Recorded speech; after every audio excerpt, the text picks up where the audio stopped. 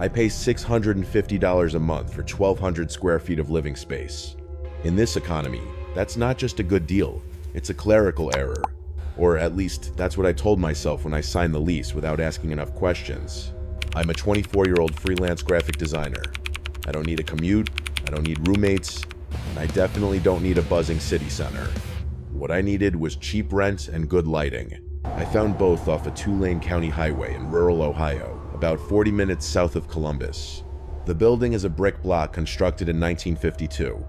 For 3 decades, it served as the county precinct and holding facility before the new, modern station was built closer to the interstate. A local developer bought it 5 years ago, gutted the second floor, which used to be the detective offices and break room, and turned it into a single, massive loft apartment. It looks fantastic. Exposed brick, 12-foot ceilings, original frosted wire glass windows. It's the kind of industrial chic people pay thousands for in New York. The catch is the first floor and the basement. The first floor is empty commercial space, currently just gathering dust. The basement is where the amenities stop. You get full use of the basement for storage, the landlord, Mr. Henderson, told me during the walkthrough. He was a jittery man in his 60s who checked his watch 3 times in 10 minutes. Just stick to the front area. The lighting isn't great in the back. We walked down the concrete stairs. The temperature dropped at least 15 degrees. It didn't smell like a basement. It smelled like copper pennies and wet wool. The storage area was actually the old holding block. 6 rusted iron cells lined the left wall, their sliding doors stuck halfway open like yawning mouths. It's a bit creepy, I admitted, my voice echoing too loudly off the concrete. But I have a lot of art supplies. Right. Good, Henderson said, backing toward the stairs. Oh, and don't worry about cell 7. I looked past the row of 6. At the far end, in the deepest shadow, was a 7th cell. Unlike the others, its door was fully closed. A thick, ugly bead of welding lead ran along the seam where the door met the frame. It looked like a scar. Why is it welded? I asked. Latch broke. Kept swinging open, he said. Too quickly. Safest just to seal it. Look, do you want the place or not? I have another showing at 4. I took it. Of course I took it. I spent the last 3 days moving in. My modern IKEA furniture looked stark against the 1,950 seconds masonry. It felt like a victory. I had my own space, total silence, killer workspace. But now, it's 11:45 p.m. on my first official night alone. The silence out here isn't peaceful. It's heavy. It presses against the windows. I'm sitting at my desk, trying to work on a logo draft, but I keep losing focus. The heating vents in this place are original. They're massive, industrial grates that connect the upstairs apartment directly to the air circulation in the basement. About 10 minutes ago, I thought I heard the pipes banging.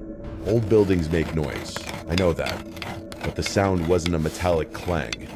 It was a rhythmic, dry scraping, like something hard being dragged across concrete directly beneath my feet. It's been 14 days since I moved in. The cool factor of living in a renovated police station died around day 4. Now, I'm just tired. I haven't slept a full night in a week. Human beings are adaptable. We get used to highway traffic, barking dogs, or the hum of a refrigerator. But you cannot get used to the sound of a man dying in your basement, especially when you know the basement is empty. It starts at the same time every night. I don't even need to look at the glowing red numbers on my bedside clock anymore, but I do. It's a compulsion. 3:03 a.m. The heating vent in my bedroom is a black iron grate set into the floor near the window. Because the ductwork is basically a hollow tin throat connecting the levels, it amplifies everything from down below. The first sound is the dragging. It's heavy. It doesn't sound like rats or raccoons scuttling. It sounds like iron scraping against concrete. Scree-thump, scree-thump. The rhythm is slow, exhausted. It sounds like something heavy being pulled by someone who doesn't have the strength to lift it. I lay there the first few nights, staring at the ceiling, my sheets pulled up to my chin like a child. I told myself it was the boiler. I told myself it was thermal expansion in the pipes. I googled old building settling noises until my eyes burned. But pipes don't cough. That started 3 nights ago. The dragging stopped, and then, clear as a bell through the vent, I heard it. A wet, hacking cough. It sounded thick, bubbling up through fluid in the lungs. The kind of cough you hear in a hospital ward for terminal patients. Hack, hack, spitting sound. I froze. My heart hammered against my ribs so hard I thought it would wake the neighbors if I had any. I held my breath, straining my ears, praying I was hallucinating from the paint fumes or something. "Please," a voice whispered. It was barely audible, buried under the static of the silence, but it was there. Male, raspy. I sat up, switching on the bedside lamp. The light flooded the room, chasing away the shadows, but it didn't stop the cold dread pooling in my stomach. I grabbed my phone and opened the flashlight app, shining it down through the grate of the vent. Nothing but dust and darkness. But here's the thing that's making me think about breaking my lease. I've been trying to map the layout of the downstairs in my head, matching it to my apartment floor plan. My kitchen is over the main entrance. My living room is over the first six cells. My bedroom. I realized it this morning while I was making coffee, and I nearly dropped the mug. My bed is positioned at the far back of the building. I am sleeping directly on top of cell 7. The power went out at 8:15 p.m. tonight. It wasn't a storm. The sky was clear. A bruised purple twilight settling over the cornfields. I was in the middle of rendering a video file when my monitor snapped to black, and the hum of the refrigerator died. The silence that followed felt instant and aggressive. I waited 10 minutes, hoping it was a grid issue. I checked the county outage map on my phone. Green dots everywhere. My neighbors down the road had their porch lights on. It was just me. I knew the breaker box was in the basement. I hadn't touched it since the walkthrough with Henderson. I grabbed my heavy mag light, the one I keep for emergencies, and unlocked the door that leads to the downstairs stairwell. The air in the stairwell is usually cool, but tonight, it hit me like a physical wall. It wasn't just cold, it was freezing. I could see the vapor of my breath swirling in the flashlight beam. I descended slowly. 1 step, 2 steps. The wood creaked under my sneakers. "Hello?" I called out. I felt stupid saying it, but the silence demanded to be broken. No answer, just the settling of the building. When I reached the concrete floor of the basement, the smell hit me. It wasn't the copper and mildew scent from move-in day. It smelled occupied. It was a thick, suffocating stench of stale cigarette smoke. The cheap, unfiltered kind mixed with the sharp sting of industrial bleach and the sour, oniony odor of unwashed human sweat. It smelled like a locker room that hadn't been cleaned in 50 years. It smelled like misery. I covered my nose with my shirt collar, shining the light around. "Is anyone down here?" The beam cut through the dark, illuminating the dust motes dancing in the air. I walked past the row of open cells. Cell 1, empty. Cell 2, a stack of old paint cans. Cell 3, nothing. The breaker box is mounted on the back wall, right next to cell 7. I forced myself to walk toward it. The air grew colder with every step, the smell of tobacco growing so strong it made my eyes water. I reached the breaker box, my hand shaking slightly. The main switch had tripped. I flipped it back on with a loud clack. The overhead bulb flickered to life, casting long, cage-like shadows across the floor. I turned to leave, desperate to get back upstairs, but then I looked down. The basement floor is dry concrete. It's dusty. I was wearing sneakers with a distinct tread pattern, but right there, in front of the welded door of cell 7, was a footprint. It wasn't mine. It was a dark, glistening stain on the gray concrete. It looked wet. I leaned closer, shining my light on it. It wasn't water. It was slightly viscous, dark and oily, and it was large, a boot print, heavy treaded, pointed directly at the cell door, as if someone had been standing there, staring into the welded cell just seconds before I flipped the lights on. I touched the concrete near it, bone dry. I touched the print, wet, fresh. The smell of tobacco flared up, intense and hot, right next to my ear. I didn't run. I don't know why, maybe fear froze my legs, but I speed walked to the stairs, my back prickling with the sensation of eyes drilling into my spine. I locked the basement door behind me and shoved a chair under the handle. I'm upstairs now. The lights are on, but I can still smell the smoke on my clothes. I didn't call the police. I didn't call Henderson. I told myself the footprint was condensation, or maybe oil leaking from the old furnace, even though the furnace is on the other side of the basement. Rationalization is a hell of a drug, and I'm overdosing on it. But tonight, the rational explanations ran out. It was 2:14 a.m. I was at my desk, headphones on, but no music playing, just using them to muffle the silence. I was trying to finish a Rush logo for a bakery in Dayton, focusing on the curve of a B, to keep my mind off the chair wedged under the basement door handle. I took the headphones off to get water. The moment the foam cups left my ears, I heard it. It wasn't the dragging sound. It wasn't the coughing. Check the log. The voice was directly under my feet. It vibrated through the pine floorboards like a low-frequency hum. It wasn't a ghostly moan or a screech. It was a man. A man who sounded parched, desperate, and terrifyingly lucid. I froze, the water glass halfway to my mouth. The air in the apartment felt suddenly thin. "Please," the voice said again. It sounded like it was coming through a tin can, muffled by the subflooring, but distinct. I didn't do it. "You have to check the log." I dropped to my knees. I don't know why. Instinct, maybe? I pressed my ear against the gap between the floorboards near the heating vent. The wood was cold against my cheek. My heart was thudding so hard I felt it in my teeth. "Hello?" I whispered. My voice shook so bad it barely came out. Silence for 3 seconds. Then, "November 14th, the voice rasped. It sounded like sandpaper on concrete. "November 14th, 1955. I was here. I was right here." I scrambled back, crab walking across the floor, until my back hit the kitchen island. I sat there, hyperventilating, staring at the empty space on the floor. Ghosts aren't supposed to give you dates. They aren't supposed to give you citations. They're supposed to rattle chains and say boo. This felt bureaucratic. It felt like a plea bargain. "November 14th, the voice repeated, fading now, like the speaker was walking away or losing strength. "The logbook. Check the logbook." Then, the dragging sound returned. Scree thump. Scree thump. Moving away from the spot under my desk, back toward the welded door of cell 7. I'm sitting on my couch now with all the lights on. I have a knife from the kitchen block next to me, which is useless because you can't stab a voice. "November 14th, 1955. I don't want to know. I really don't want to know. But I have an appointment at the county library tomorrow morning, because if I don't find out what happened on that date, I think I'm going to lose my mind. Daylight is a liar. It washes out the shadows and makes you feel stupid for being afraid of the dark. By 10 a.m., with the sun streaming through my wire glass windows, I had convinced myself that I was having a mental breakdown induced by stress and toxic mold, but I needed proof. I'm a technical person. I work with data, with pixels, with hard files. If there is something in my basement, it has to have mass. It has to displace air. It has to be recordable. I dug through my equipment gear bag. I found my old GoPro Hero 8 and a Zoom H4n Pro audio recorder, the kind I use for capturing Foley sounds for client videos.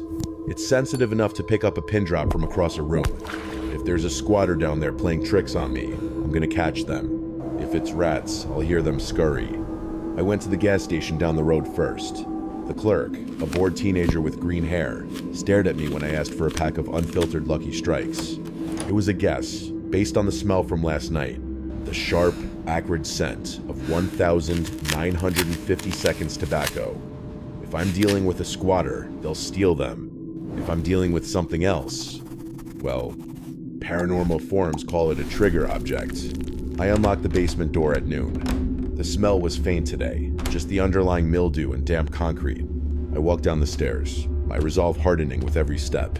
I marched past the empty cells to the back of the room. Cell 7 stood there, silent and rusted.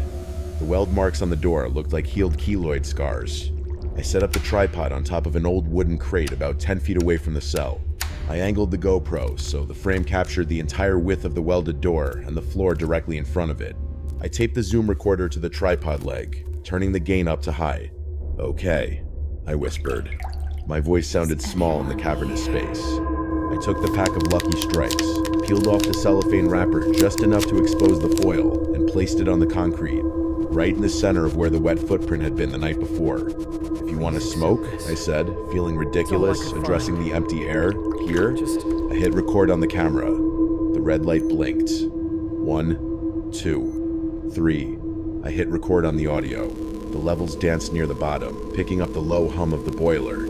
I backed away, keeping my eyes on the cell until I reached the stairs. I felt that same prickling sensation on my neck, the biological alarm that screams predator. But I forced myself to walk, not run. I locked the door at the top of the stairs and put the key in my pocket. Now, I wait. I'm gonna let it run for 12 hours. I'm sitting upstairs, listening to the silence, knowing that 20 feet below me, a red light is blinking in the dark, watching a welded door.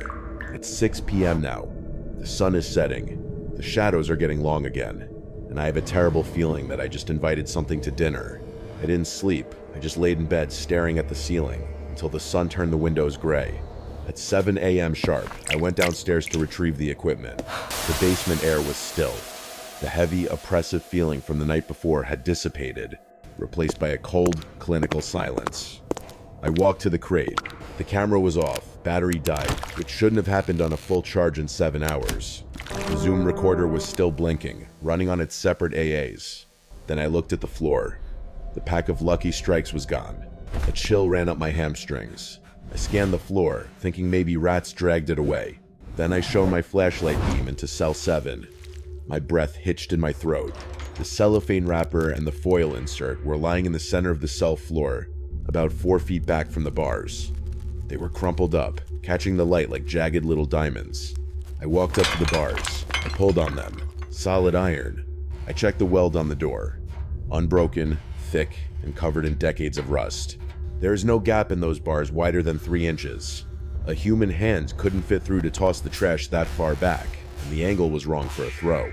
Something had unwrapped them inside the sealed room. I grabbed the gear and ran upstairs. I sat at my desk, my hands shaking so badly I had to use 2 hands to plug the SD card into my card reader. I pulled up the video file first. It played fine for the first 3 hours. Just grain and darkness. Then, at the timestamp 3:12 and 44 seconds AM, the video glitching started. Digital artifacts tore across the screen. Green and purple blocks of pixelated noise. Then, the image just melted. It turned into a wall of static, then cut to black. The file didn't end, but the visual was dead. I switched to the audio files from the Zoom recorder. The waveform was a flat line for hours. Then, at 3:13 a.m., the waveform spiked. I put on my noise-canceling headphones. I didn't want to hear this, but I had to. Static. Then, the sound of plastic crinkling. Clear. Close. A deep inhale. The crackle of tobacco burning. Better, a voice rasped. It was the same voice from the floorboards. The voice of the prisoner. Then, a second waveform spike. A second voice answered. I told you I'd bring them. I ripped the headphones off and threw them onto the desk. I scrambled back in my chair, knocking it over. That was my voice. I don't mean it sounded like me. It was me. It had my cadence, my pitch, my slight Midwestern drawl. It was the voice I hear when I speak. But at 3:13 a.m., I was upstairs, locked in my bedroom, wide awake and paralyzed with fear. I never went downstairs. I never spoke to it. I forced myself to put the headphones back on, trembling. I rewound 10 seconds. Raspy voice. When do we leave? My voice. Soon. I just need to find the key. The logbook has the key. Raspy voice.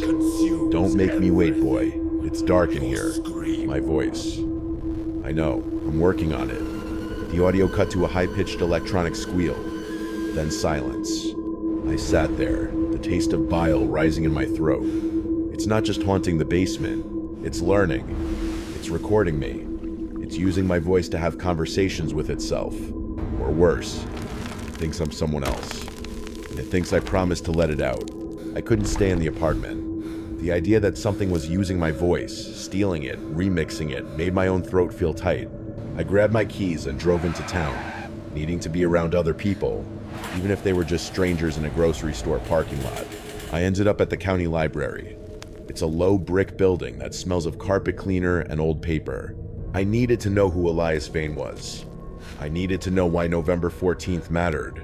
The reference librarian was a woman named Mrs. Gable, a bird-like lady with thick glasses on a chain. When I asked for the microfiche archives for the County Gazette from 1955, she smiled.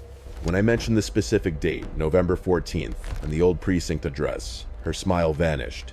You bought the Henderson place, she said flatly. It wasn't a question. Yes, I'm living upstairs. She looked at me for a long moment, then lowered her voice. We don't talk about the precinct much. Bad history. But if you're living there, you deserve to know. She pulled the reel for late 1955. The machine whirred and clicked as she spun the dial, the blurred negative images flying past on the screen. She stopped at the front page for Tuesday, the 15th of November, 1955. The headline was small, buried in the bottom corner. Inquiry launched into custody death. His name was Elias Vane, Mrs. Gable said, tapping the screen. I leaned in, reading the grainy text. Elias Vane, aged 42, detained on Friday, November 11th, for public intoxication and belligerent conduct. He was put in the solitary hold cell 7, Mrs. Gable explained, her voice barely a whisper. Back then, the precinct was transitioning to a new shift schedule. The weekend shift thought the weekday shift had released him. The weekday shift thought the weekend crew had fed him. My stomach turned. They forgot him? For 4 days, she said. The radiator pipe runs right next to that cell. It gets up to 90 degrees in there when the boiler is running hard. He didn't have a drop of water. By the time they opened the door on the 14th, she trailed off, taking her glasses off to wipe them. The coroner said he died of dehydration. But the officers who found him, they said his fingers were stripped to the bone from scratching at the floor. Scratching, I repeated, thinking of the dragging sound. Dragging. He was trying to dig to the water pipes, she said. He could hear the water running in the walls, but he couldn't reach it. That's why they welded the door shut after. No one wanted to use that cell again. They said even after they washed the floor, the stain wouldn't come out. I stared at the black and white photo of the precinct. I saw the date. I saw the name. The logbook, I murmured. The voice said to check the log. Mrs. Gable nodded grimly. That was the scandal. The duty log for that weekend went missing. The officers claimed it was lost, so no one could prove who was supposed to be on watch. No one was ever charged. They just buried Elias Vane and closed the case. I felt a wave of nausea. The begging, the dry coughing, the desperate plea of I didn't do it. It wasn't a monster. It was a man who had been boiled alive and left to die of thirst while he listened to water running in the walls. And I had been sitting upstairs, drinking water, while he screamed beneath me. There is still hope, right? I hesitated. Is the logbook really gone? Mrs. Gable looked around, then leaned in closer. Rumor is the chief didn't destroy it. He hid it. Somewhere in the station. Insurance, in case the mayor tried to pin it on him. I left the library feeling worse than before. I wasn't scared of a demon anymore. I was heartbroken for a ghost. And worse, I felt responsible. He wanted the logbook. He wanted the truth to come out so he could rest. I drove back to the station as the sun began to set. I looked up at the brick facade. I knew what I had to do. I had to find that book. I came back from the library with a sense of purpose. I felt like a detective in a cold case movie. I was going to find that logbook, expose the negligence of 1955, and give Elias Vane the peace he deserved. I was going to be the hero. I was an idiot. I walked into my apartment at 6:45 p.m. I dropped my keys on the counter and froze. I had left my living room messy, a half-eaten bagel on the coffee table, a throw blanket crumpled on the couch, laundry in a basket. Now, the room was geometrically perfect and terrifying. Every single movable object in the living room had been rearranged. The dining chairs were stacked on top of each other, interlocking legs to form a rigid vertical column. My books had been pulled from the shelves and stood on end in perfect, equidistant rows across the floor. My DVDs were lined up next to them. It wasn't random chaos, it was architectural. They were bars. The chairs, the books, the floor lamps, they were arranged to create a cage around the center of the room. The layout of Cell 7, recreated with IKEA furniture. Elias? I called out, my voice trembling. I know what happened to you. I am trying to help. The response wasn't a whisper this time. Bang! My bedroom door slammed shut so hard the frame rattled. Then the bathroom door. Bang. Then the pantry. Bang. The air pressure in the room dropped instantly, popping my ears. The smell of stale tobacco didn't drift up from the vents this time. It exploded into the room, thick and gray, choking me. No more waiting, the voice growled. It wasn't coming from the floorboards. It was coming from the kitchen, right behind me. I spun around. Nothing but the empty island. I ran to the front door, my hands scrabbling for the lock. It wouldn't turn. The deadbolt was jammed tight, as if welded from the inside. Let me out! I shouted, rattling the handle. "You're already out," the voice sneered, echoing from everywhere at once. "I'm the one who's in." I don't remember falling asleep. I don't think I did. I think I passed out from the sheer crushing weight of the atmosphere. It felt like the oxygen had been sucked out of the room. I woke up on the floor of the cage made of books and chairs. It was pitch black outside. My phone said 3 a.m. exactly. I tried to push myself up, but my arms screamed in protest. A searing, hot pain wrapped around both my wrists. I stumbled to the bathroom, kicking over a stack of DVDs, and flipped on the light. I gasped, nearly vomiting into the sink. Deep, purple bruises ringed both of my wrists. They were perfectly circular, about a 1/4 inch wide. The skin was abraded and raw, as if metal had been grinding against it for days. Handcuff marks. And on my right forearm, scratched into the skin in raised, angry red welts, were numbers. The 14th of November 2055. The basement isn't downstairs anymore. The boundary is gone. I'm not living above the jail. I'm inside it. And Elias isn't asking for a lawyer anymore. He's looking for a trade. I don't know how long I sat on the bathroom floor, clutching my bruised wrists. It felt like hours, but the clock only moved 10 minutes. The air in the apartment was getting hotter. Not the dry heat of a furnace, but a wet, stifling heat. The kind of heat that sucks the moisture right out of your skin. My tongue felt like sandpaper. I turned on the tap to drink, but the pipes groaned and spat out a brown, sludgy trickle that smelled of rust. He died of thirst, I thought. Now I'm dying of thirst. I realized then that I wasn't going to survive the night. Not if I kept playing the victim. Elias Vane didn't want a roommate. He wanted an accomplice. I stood up. My legs felt like jelly, but I forced myself to walk out into the living room, past the barricade of stacked chairs. I stood directly over the heating vent, the throat of the house. "Stop!" I screamed. The word tore out of my throat, ragged and raw. "I can't help you if I'm dead," I yelled at the floorboards. "Do you hear me? I know about the logbook. I know about the water. I know they left you there." The house groaned. The lights flickered, buzzing like angry hornets. "I will fix it," I pleaded, dropping to my knees. I will find the book. I understand the cost. I will tell everyone what they did to I will you, do exactly. but you have to let me breathe. You have to stop this. I waited. My heart was hammering against my ribs like a trapped bird. Silence. It didn't happen slowly. It was instant. The oppressive heat vanished as if a window had been thrown open. The hum of the refrigerator kicked back on a normal domestic sound. The smell of stale tobacco evaporated, replaced by the scent of my own fear sweat and the lingering aroma of coffee. I gasped, sucking in cool, clean air. I collapsed backward, staring at the ceiling, laughing hysterically. It worked. I made a deal with the devil. After a few minutes, when my hands stopped shaking enough to function, I stood up to get a glass of bottled water from the fridge. That's when I saw it. I froze in the middle of the kitchen. My countertops are white quartz. They were empty when I came in. I am certain of that. But now, sitting squarely in the center of the island, was a key. It wasn't a modern house key. It was a piece of heavy, black iron, about 4 inches long. The shaft was thick and pitted with rust, the teeth jagged and complex. It looked like something that belonged in a dungeon. I walked toward it slowly. I didn't want to touch it. It felt radioactive. I reached out and brushed it with my fingertip. It was ice cold and heavy. I picked it up.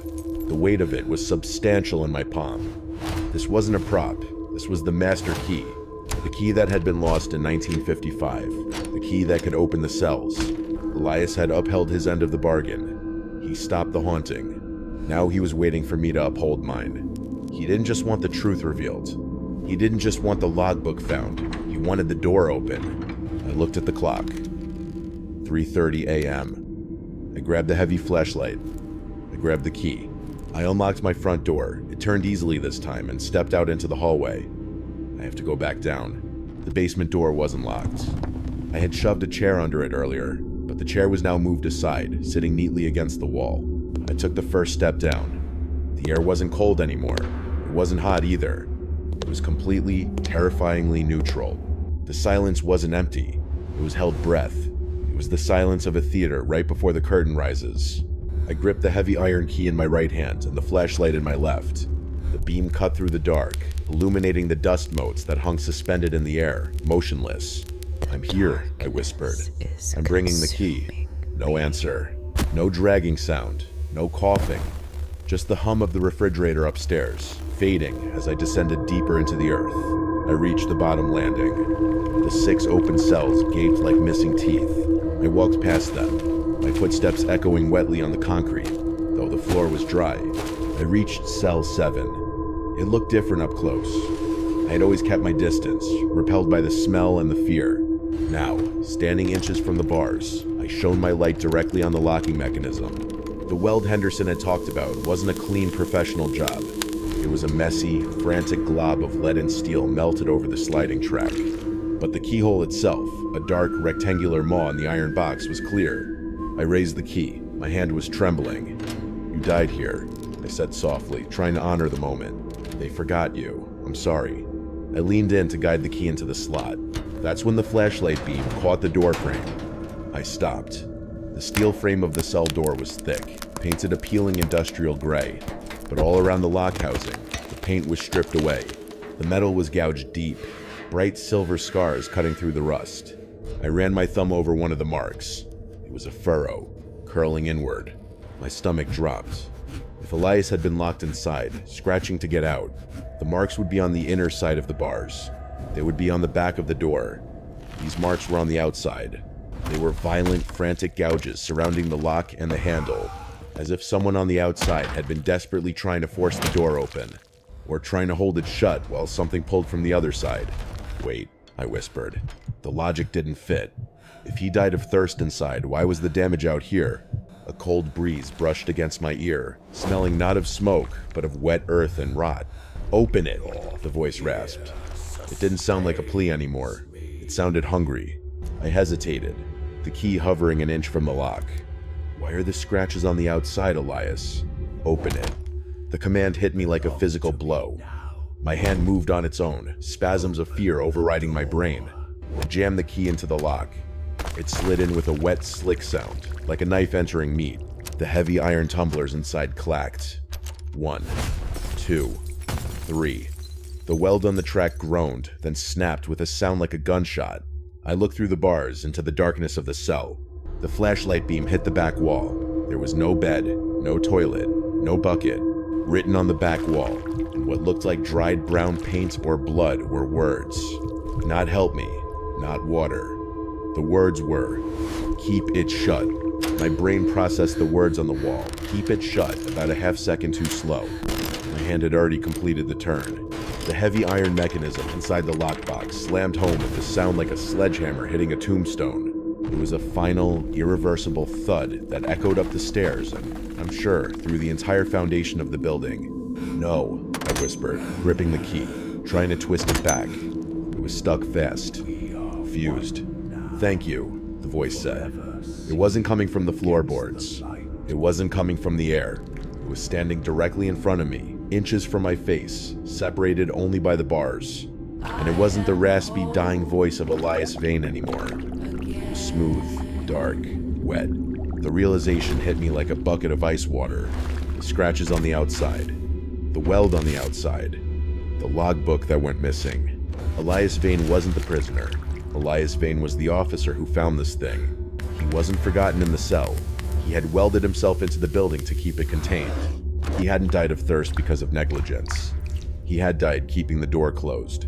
The scandal was a cover-up for something the precinct couldn't explain and refused to release. The entity hadn't been begging for justice. It had been fishing for a locksmith. And I had just taken the bait.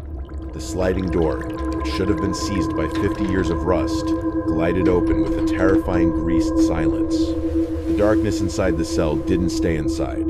It spilled out. It wasn't just a lack of light. It was a physical substance, like thick, black ink bleeding into water.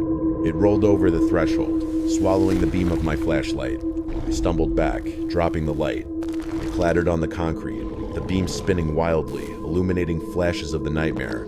A hand gripped the doorframe. It was gray, elongated, and dripping with that same dark, oily fluid I had seen on the footprint. Then another hand. "I didn't do it," the voice mocked, using my own recorded voice from the tape, twisting it into a laugh. I tried to run. I turned toward the stairs, my sneakers squeaking on the concrete. but the air pressure dropped so low my ears popped painfully. The gravity in the room seemed to shift. The stairs felt miles away. Something wet and impossibly cold wrapped around my ankle. It didn't feel like a hand. It felt like a coil of raw muscle. I screamed as I was yanked backward, hitting the concrete hard. The wind was knocked out of me. I scrambled, clawing at the floor, my fingernails tearing against the rough stone. I was being dragged. Scree thump. Just like the sound I'd heard for weeks. I wasn't hearing a ghost relive its death. I was hearing a rehearsal. I kicked out, my foot connecting with something solid and freezing. A hiss filled the room, the sound of 1,000 snakes. Mine, the voice roared, shaking the dust from the ceiling rafters. I grabbed the leg of the heavy wooden crate I'd used for the camera. I held on for dear life. The force pulling me was immense, hydraulic. My shoulder popped. I screamed again, kicking wildly with my free leg until my heel struck the flashlight. It spun, the beam hitting the open door of cell 7. For a split second, I saw what was pulling me. It wasn't a man, it was a mass. A shifting, boiling knot of limbs and faces, all of them screaming silently. And in the center, wearing a tattered 1950 seconds uniform, was a face that looked like the newspaper photo of Elias Vane. But his eyes were gone, replaced by the same oily black darkness. I let go of the crate and scrambled up the stairs on all fours, adrenaline overriding the pain in my shoulder. I didn't look back. I slammed the basement door, threw the deadbolt, and shoved the heavy oak hallway table in front of it. But as I collapsed in the hallway, gasping for air, I heard the sound from the other side of the door. Not scratching, turning. The doorknob was slowly, methodically turning. I didn't wait to see if the hallway table would hold. I didn't grab my laptop, my hard drives, or even my shoes. When I heard that doorknob turn, the slow metallic grind of the latch disengaging, I bolted. I ran out the front door, down the concrete steps, and across the gravel driveway. The stones cut into my bare feet, but I didn't feel the pain until I was 5 miles down County Road 9, shivering in the passenger seat of my car with the heater blasting. It's been 4 days. I'm currently staying at a Motel 6 off exit 71. The room smells like lemon pledge and stale cigarettes. A smell that makes me gag now because it reminds me too much of the basement. I haven't slept more than 20 minutes at a time. I keep the bathroom light on. I keep the TV volume up. I called Henderson yesterday. Is it I done? told him I was breaking the lease, that there was a gas leak, that the place was unlivable. I didn't tell him about the basement. I didn't tell him about the key. He didn't seem surprised. He just sighed, the sound of heavy resignation, and said he'd mail my deposit to a forwarding address. He knows. He has to know. But here's why I'm writing this. This morning, out of a morbid, self-destructive curiosity, I checked the real estate listings. I wanted to see if he'd put it back up for rent yet. He did. The listing went live 3 hours ago. Historic charm, spacious industrial loft, immediate availability.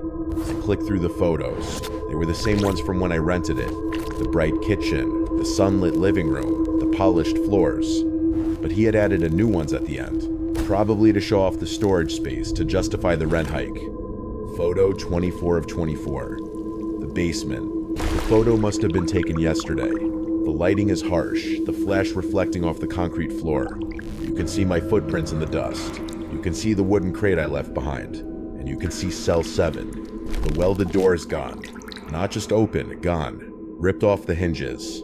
It's leaning against the wall, bent inward as if something massive punched through it. The darkness inside the cell is absolute. The flash didn't penetrate it.